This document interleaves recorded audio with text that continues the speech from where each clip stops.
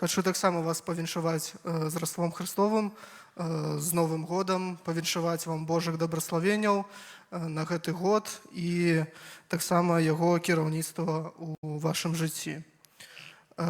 Тэма маёй пропаведзі – гэта Божы план.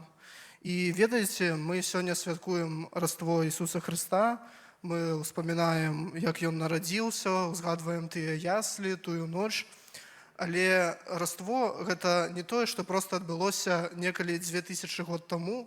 Гэта цудоўны Божы план, які Ён прадумаў яшчэ ад першага граху чалавека.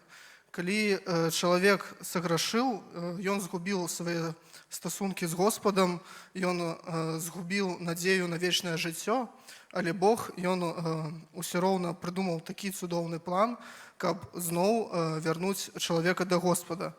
І пра гэта ён гаварыць у кнізе «Буццё», 3 раздзел, 15 верш. «І я кладу варожасць паміж табой і жанчынай, паміж насеннем тваім і насеннем яе. Яно скрышыць табе галаву, а ты скрышыш яму пяту». І ўжо вось у кнізе «Буццё», пасля таго, як Бог выганяў з эдэмскага саду Адама і Еву, ён усё роўна дае абяцанне, што ён абавязкова уратуе чалавека. І ў наступны раз Бог кажа пра свой план людзям. Гэтым чалавекам, якому Бог сказаў, быў цар Давід. Гэта другая кніга царстваў, 7 раздзел і 12-13 верш.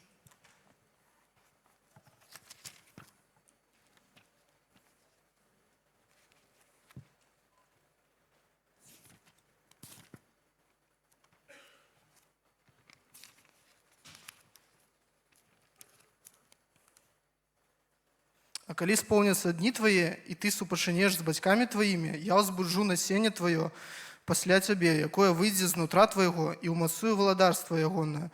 Ён пабудуе дом для імя майго, і ўмацую пасад валадарства яго на векі». У гэтых вершах Бог гаварыць, што будзе нехта, хто пабудуе яго дом, і ўладарства якога будзе на векі.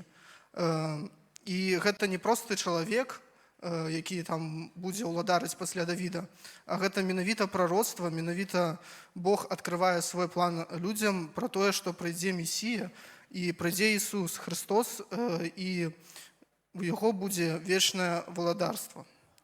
Потым Бог гаварыў пра свой план юдэйскаму народу прыкладна за 700 год да нараджэння Ісуса Христа праз прарока Ісаю.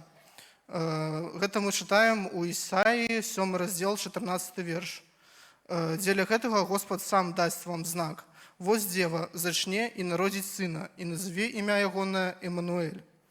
І Ісаі, 9 раздзел, 6-7 верш. «Бо дзіця нарадзілася нам, сын дадзены нам, улада яго на пляшах ягоных, і назавуць імя ягонае цудоўны дарадца, Бог магутны, бацька вечнасці, князь супакою. Вялікая будзе ўлада ягоная, і супакою не будзе канца на пасадзе Давіда і ў валадарстве ягоным, якое ён паставіць моцна і ўмацуе судом і праведнасцю цяпер і на векі. Рэўнасць Господа магуцяў зробіць гэта». Праз прарока Ісаю Бог гаворыць нам пра незвычайнае нараджэнне свайго сына, што ён будзе народжаны менавіта праз дзеву, і што пасля гэтага ён будзе уладаром свету. Ён будзе цудоўным дарадцам і магутным Богам. Далей Бог адкрывае свой план праз прарока Міхея, і тут ён ужо называе месца, дзе будзе здзейснены гэты план Господа. Гэта Міхея, 5 раздзел, 2 верш. «І ты, Бэтлеем Ефрата, найменшы сярод тысячаў Юды, з цябе выйдзе для мяне той, які будзе правадаром у Ізраілі, які паходзіць здаўна ад дзён старадаўніх». І ўсё гэта не проста так. Бог кожны раз адкрывае свайму народу, што прыйдзе збаўца, і народ перастане паміраць у сваіх грахах. І наступны раз ужо Бог гаворыць праз Данііла, у які час гэта адбудзецца. Гэта напісана у Данііла, 9 раздзел, 25 верш. «Дык ведай і разумей, ад выхаду слова пра вяртанне і адбудову Іерусаліму да памазанца правадыра 7 тыдняў і 62 тыдні. І Бог ужо называе час, у які прыйдзе Месія. І у Бібліі таксама запісана, што гэта быў найлепшы час, які Бог абраў для таго, каб паслаць свайго сына. Мы можам прачытаць гэта ў кнізе Галатам, 4 раздзел, 4-5 верш. А калі прыйшла поўня часоў, Бог паслаў сына свайго, які быў з жанчыны і быў пад законам, каб адкупіць тых, якія пад законам, каб нам атрымаць усынаўленне. У гэтых вершах апостол Павел гаварыць, што Ісус прыйшоў на землю менавіта ў той час, у які гэта было неабходна. І зрабіў ён гэта не проста так, а менавіта для таго, каб адкупіць тых, якія пад законам, каб нам атрымаць усынаўленне. То бок, каб мы былі збаўленыя праз яго. І хаця Бог адкрываў, вось мы чыталі раней, людзям свой план, гаварыў, як гэта будзе, у які час гэта будзе, але ўсё роўна многія думалі па-свойму. Яны думалі, што Месія гэта будзе такі цар, які прыйдзе, будзе моцным. У тыя часы Ізраіль быў пад гнётам Рымскай імперыі. Яны думалі, што гэты Месія, ён прыйдзе і пазбавіць ад гнёту Рымскай імперыі. Але Бог, ён задумаў нешта большае. І што Ісус гэта будзе не той, хто проста збавіць ад гнёту там нейкай імперыі свой народ, а гэта будзе той, хто збавіць ад гнёту іхніх грахоў, нашых грахоў. І ён пазбавіць не толькі людзей тых часоў, а ён пазбавіць людзей усіх часоў ад іх грахоў.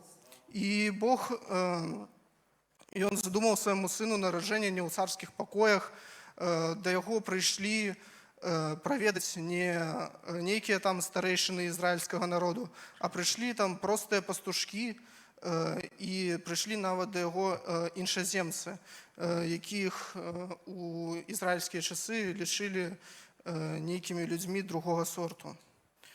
І хутчэй за ўсё у Іосіфа і Марыі таксама быў свой план, былі нейкія свае планы на жыццё, і не планавалі ажаніцца, і, мабыць, там жыць, як простыя людзі ў ізраільскім народзе.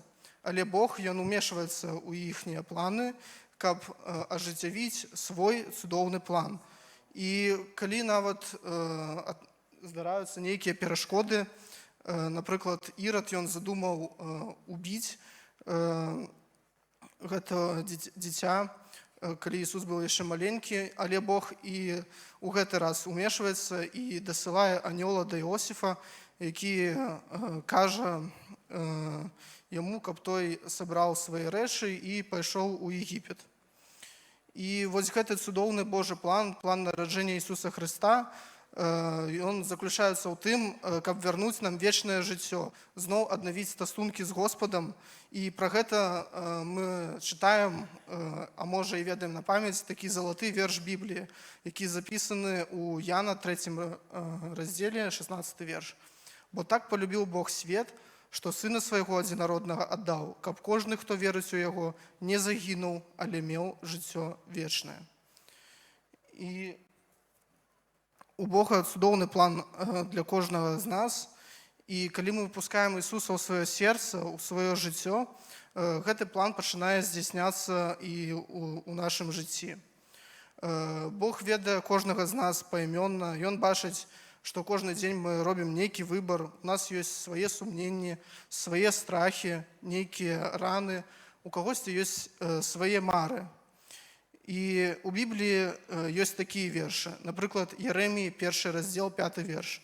«Перш чым я ўфармаваў цябе ва ўлоне маці, я ведаў цябе». Бог кажа, што ён ведае і ведаў нас нават раней, чым мы нарадзіліся. І Єремії 29 раздзел, 11 верш. «Бо я ведаю намеры, якія маю адносна вас, кажа Господ, намеры супакою, а не гора, каб даць вам будучыню і надзею».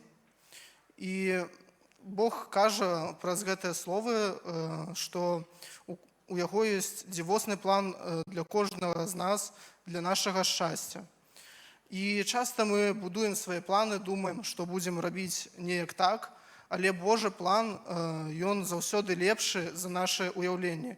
І як Паша до гэтага гаварыў, Бог ён хоча даць нам нешта большае.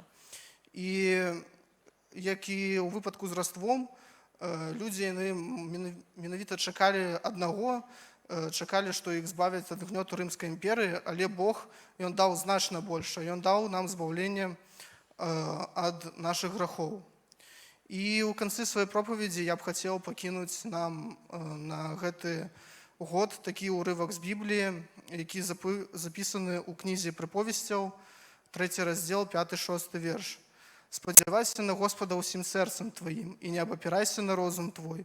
Думай пра яго на ўсіх шляхах тваіх, і ён выпрастуе сцежкі твае». Так што давайце будзем спадзявацца на Господа і давяраць яго планам на нашае жыццё. Давайте помолимся про гэта. Великий Бог всемогутный, я дякую Тебе, Господь,